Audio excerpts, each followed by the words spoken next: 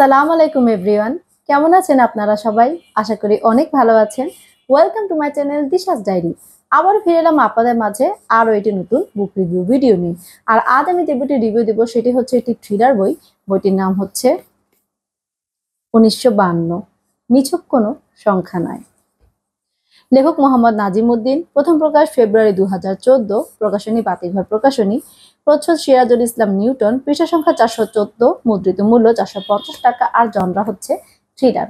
তো প্রথমে আমি ফ্ল্যাপ থেকে বইটির কাহিনী সংক্ষেপটুকু পড়ে নিচ্ছি। নতুন গাড়ি কিনে প্রথম দিন রাস্তায় নেমেই রহস্যজনক দুর্ঘটনার শিকার হলো এক সাংবাদিক। খুব দ্রুত এবং নাটকীয়ভাবে মোড় নিতে শুরু করলো পরবর্তী ঘটনা প্রবাহ। সমস্ত রহস্যের কেন্দ্রবিন্দু হয়ে উঠল 1952। হত্যা, ষড়যন্ত্র, অপরাধ নীতি, সামাজিক অবক্ষয়ের বাস্তব চিত্র বেরিয়ে এলো একে একে। তবে অনেকগুলো ঘটনার জট পাকানো রহস্য, আর সেই রহস্যের সমাধান দিতে পারে কেবল 1952, কারণ এটি নিছক কোনো সংখ্যা নয়। তো আমি রিভিউটি শুরু করছি।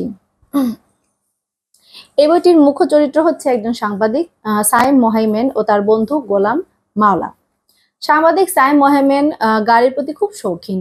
তো প্রথম গাড়ি কিনে সে বন্ধুদের নিয়ে পার্টি দেয়। তারপর বাড়ি ফেরার পথেই গাড়ির দুর্ঘটনা ঘটে, আর সেই দুর্ঘটনায় মারা যায় প্রভাবশালী পরিবারের সন্তান আদনান সুফি। এটা কি আসলেই দুর্ঘটনা নাকি পরিকল্পিত খুন? ঘটনার সূত্রপাত এখান থেকেই।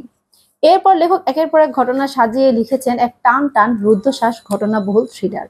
সাংবাদিকতার পুলিশ বন্ধু যখন তদন্তে নামে, তখন একের পর এক বেরিয়ে আসতে থাকে নোংরা রাজনীতি, ঘৃণ্য ষড়যন্ত্রের কুটিল চাল, প্রেম, পরকীয়া, আর কিছু অপ্রত্যাশিত সত্য।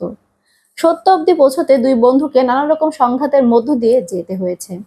একটা একটা করে রুদ্ধশ্বাস প্লট রচনা করেছেন লেখক, আর শেষ দিয়ে থ্রিলারের টুইস্টটা বিস্ময়কর ছিল। আমি রীতিমতো অবাক হয়ে গেছি, কিন্তু লেখক অবাস্তব কিছু নিয়ে আসেননি, যুক্তিপূর্ণ টুইস্টই দিয়েছেন। যুক্তিপূর্ণ টুইস্টই ছিল, কিন্তু তারপরও আমি অবাক হয়ে গিয়েছিলাম। কারণ অবশ্য সেটা যারা বইটা পড়েছেন তারা অবশ্যই জানবেন কি জন্য আমি এটা বলছি, আর যারা পড়েনি তারা কিন্তু পড়লে বুঝতে পারবেন। তো বইটা পড়ার সময় এই প্রশ্নটা মনে জাগতেই পারে যে বইয়ের নাম 1952 কেন, বা 1952 আসলে কি। কিন্তু বইটা কিছুক্ষণ পড়লে আপনি বুঝতে পারবেন 1952 নিছক একটি সংখ্যা নয় কেন। এটা জানতে চাইলে অসামান্য থ্রিলারটি আপনাকে পড়তে হবে, কারণ 1952 শুনলে আমাদের কিন্তু ভাষা আন্দোলনের কথা মনে আসে। এবং যখন আমি প্রথমে বইটার নাম শুনেছিলাম এবং বইটি যখন আমি কিনেও ছিলাম, তখন আমার মনে হয়েছে কি 1952 সম্ভবত 1952 কোনো ঘটনা নিয়ে বইটি থাকবে, কিন্তু আসলে 1952 যে কি সেটা বইটা পড়লে জানবেন, এবং আসলে আপনি মানে অবাক হবেন।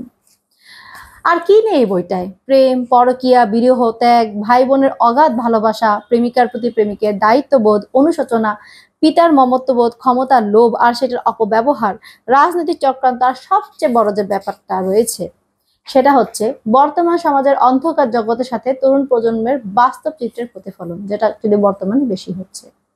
তো যে কোনো থ্রিলারের মূল প্লট রচনা করা হতে পারে সেটা খুব সামান্য ঘটনা, যেমন এই বইটা লেখক শুরু করেছেন সামান্য একটি সড়ক দুর্ঘটনা দিয়ে, তারপর সেটাকে রাজনীতি, প্রেম, পরকে দিয়ে এত সুন্দরভাবে গল্পটা এগিয়ে নিয়ে গেছে যে গল্পটি একটি মাস্টারপিসে পরিণত হয়েছে। কারণ আহ সড়ক দুর্ঘটনা সামান্য একটা ঘটনা, এবং সেটাতে সামান্য একটা কাহিনী কিন্তু রচনা করা যেত, কিন্তু অ্যাকচুয়ালি শুরুটা সামান্য দিয়েই করা হয়েছে, যে সাধারণ একটা ঘটনা দিয়ে, কিন্তু পরবর্তীতে কিন্তু এমনভাবে উনি ঘটনাটা সাজিয়েছেন যে সেখানে অনেক কিছুই উঠে এসেছে। তা শুধু মাস্টারপিস না, আসলে আমার মতে এটি একটি আন্তর্জাতিক মানের বই। অনেকের হয়তো মনে হতে পারে 1952 আসলে কি আছে। 1952 আছে রহস্য, গতিময়তা, মারাত্মক সব টুইস্ট সহ থ্রিলারের প্রায় সবকিছুই। তা ঘটনার প্রবাহে দ্রুততা, থ্রিল, রুদ্ধশ্বাস, উত্তেজনা যে কোনো হলিউডের থ্রিলারের সাথে আসলে তুলনা করা যায়। আর সাথে নাজিম ভাই লেখনী তো আছেই। সহজ সাবলীল প্রাঞ্জল ভাষায় সুন্দর করে কাহিনীর বর্ণনা করেছেন তিনি। তো থ্রিলার প্রেমীদের জন্য আমি মনে করি এটি একটি মাস্ট রিড বই। কারণ আছে, কারণ একদা আমি বলবো যে নাজিমউদ্দিন ভাইয়ের থ্রিলার বই মানেই তো, কারণ উনি বলতে গেলে বর্তমান যে থ্রিলার মানে থ্রিলারের যে একটা ধারা শুরু হয়েছে, এটা অ্যাকচুয়ালি উনি শুরু করেছিলেন। এবং ওনার বই যেগুলি থ্রিলার বই সেগুলি আসলে এক একটা মানে আমি বলবো মানে একদম মাস্ট রিড বই থাকে, কারণ প্রত্যেকটা বইতে এমন না এমন কিছু কাহিনী থাকে বা এমন কিছু দিয়ে উনি লেখেন যেটা আসলেই আমার মনে হয় যে মানে আসলে জিনিসটা নিয়ে আলোচনা হওয়া দরকার ছিল বা কোনো কিছু লেখার দরকার ছিল। যেমন এই বইটাতে যে জিনিসটা মেন উঠে এসেছে, মানে এটা আসলে একটা রুদ্ধশ্বাস ঘটনা, মানে বিশেষ করে মানে কাহিনীটা এমন ভাবে মোড় নিয়েছে বারবার, মানে এই যে যে জিনিসটা প্রথমে হচ্ছে যে দুর্ঘটনা, যে মারা গেল একজন, হ্যাঁ এটা কি আসলে কি দুর্ঘটনা, গাড়ি অ্যাক্সিডেন্টে মারা গেল, নাকি এটা আগে থেকে কেউ কোনো মানে খুন করেছিল, এরকম একটা চিন্তা মাথায় আসবে।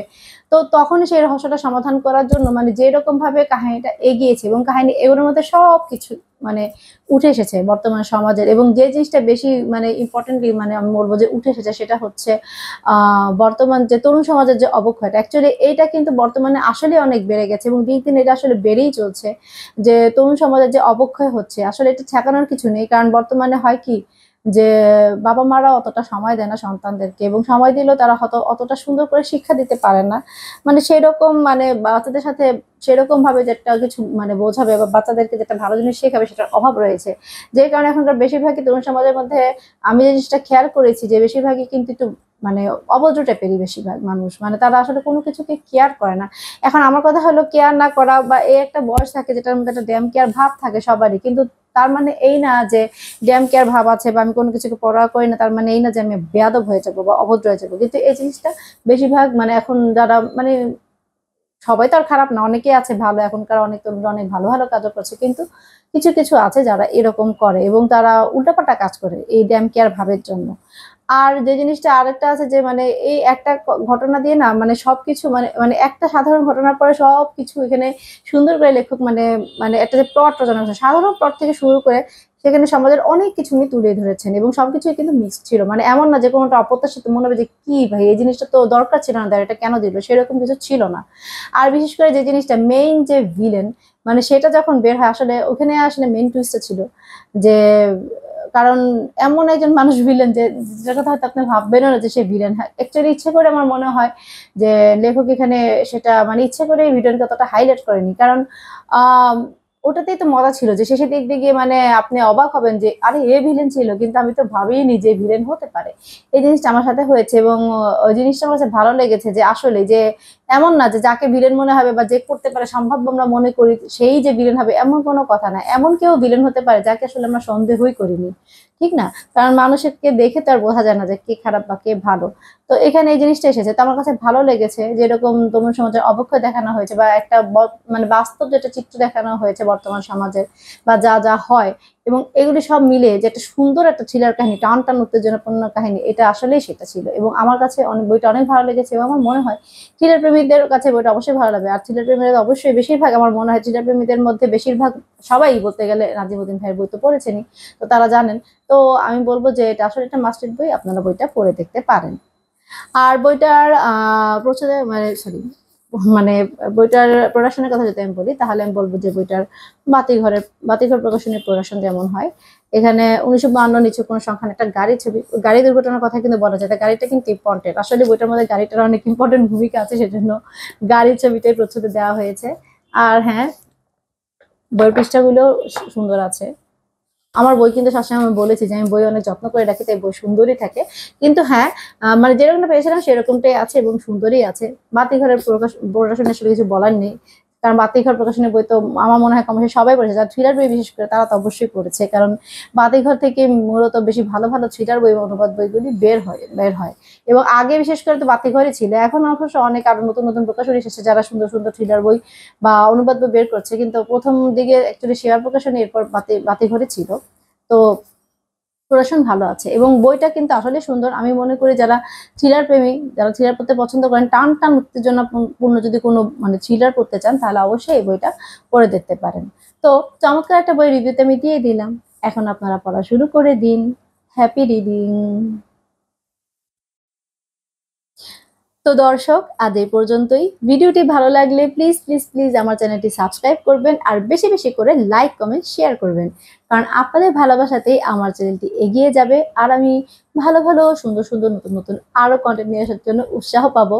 যে কোনো কন্টেন্ট হতে পারে, যদিও আমি আমার মনে হ্যাঁ এটা ঠিক যে আমি বইয়ের বাইরে কোনো কন্টেন্ট বা কোনো মানে কোনো কিছু নিয়ে আমি কখনো কোনো ভিডিও করিনি, ইচ্ছা আছে কিন্তু দেখি আমি হয়তো ভবিষ্যতে হয়তো কোনো কিছু দিতেও পারি, কিন্তু বই নিয়ে আমি আসলে সুন্দর সুন্দর এখন পর্যন্ত যে বই নিয়ে আমি কন্টেন্ট দিতে চেষ্টা করছি এবং চাচ্ছি যে আরো সুন্দর করে আরো ভালো করে যেন কোনো কন্টেন্ট আপনাদেরকে দিতে পারি, মানে যেটা করলে আসলে আপনাদের ভালো লাগবে বা আপনাদের কোনো একটা মানে যেটা থেকে আপনাদের কোনো মানে আপনারা কোনো একটা হেল্পও পেতে পারেন। যেমন আমি বললাম না যে বই রিভিউ করে শুনে অনেক সময় বোঝা যায় যে আসলে কোন বইটা আমার জন্য ভালো হবে, সেই জিনিসটাই আর কি। তো আপনাদের যদি কিছু জানার থাকে বা কিছু যদি বলার থাকে বা যদি কোনো বই রিভিউ চান, তাহলে সেটা কিন্তু অবশ্যই আমাকে কমেন্ট বক্সের মাধ্যমে জানিয়ে দেবেন। আর আমি আবারও ফেরত আসবো আরও একটি নতুন ভিডিও নিয়ে। ততদিন পর্যন্ত ভালো থাকবেন, সুস্থ থাকবেন, আর আমার জন্য অনেক বেশি দয়া করবেন। বেশি বেশি বই পড়ুন, সুস্থ সুন্দর সভ্য পৃথিবী গড়ুন। আল্লাহ হাফেজ।